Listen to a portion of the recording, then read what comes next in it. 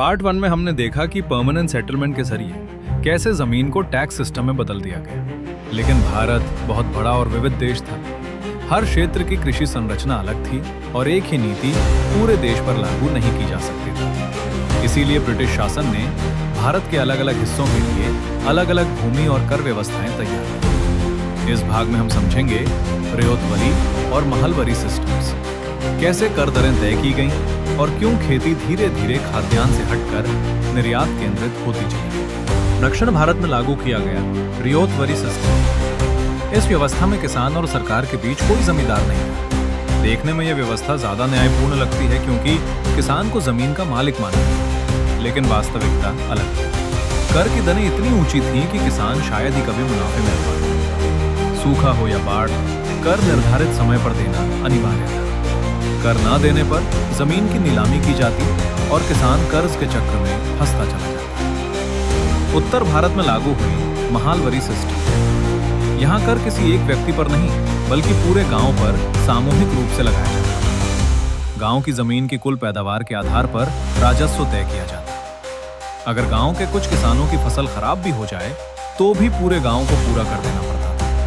इससे सामाजिक दबाव बढ़ा और गांवों के भीतर असमानता और तनाव पैदा हुआ। इन दोनों प्रणालियों में एक बात समान है, खेती का उद्देश्य बदल चुका है। अब प्राथमिकता भारतीय किसान की जरूरतें नहीं बल्कि ब्रिटिश सरकार की राजस्व आवश्यकताएं थी। इसी सोच के तहत भारत में कैश क्रॉप्स को बढ़ावा दिया गया।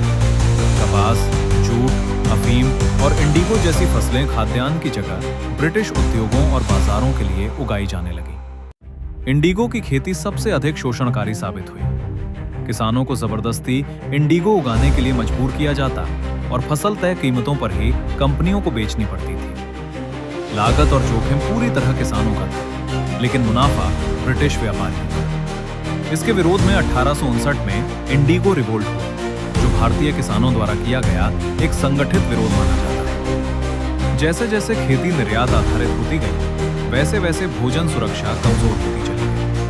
अकाल के समय भी अनाज का निर्यात जारी रहा क्योंकि राजस्व और व्यापार जीवन से अधिक महत्वपूर्ण माने गए। इस चरण तक आते आते भारतीय कृषि पूरी तरह ब्रिटिश आर्थिक हितों से जुड़ चुकी थी। खेती अब जीवन और आत्मनिर्भरता का आधार नहीं बल्कि एक नियंत्रित उत्पादन प्रणाली बन गई। इस असंतुलित व्यवस्था का सबसे भयावह परिणाम अब सामने आ रहा है। भीषण अकाल, बड़े पैमाने पर मानव संकट और ग्रामीण समाज का टूटना। अगले भाग में हम समझेंगे इन नीतियों का अंतिम प्रभाव क्या रहा और क्यों आज भी भारतीय कृषि में इस इतिहास की छाया दिखाई देती है। अगर आपको भारतीय कृषि और उसके इतिहास को तथ्यों और रिसर्च के साथ समझना उपयोगी लगा तो वीडियो को लाइक करें। इस जानकारी को उन लोगों तक जरूर पहुंचाएं जो भारत की खेती और ग्रामीण अर्थव्यवस्था में रुचि रखते हैं। इसके लिए वीडियो को शेयर करें।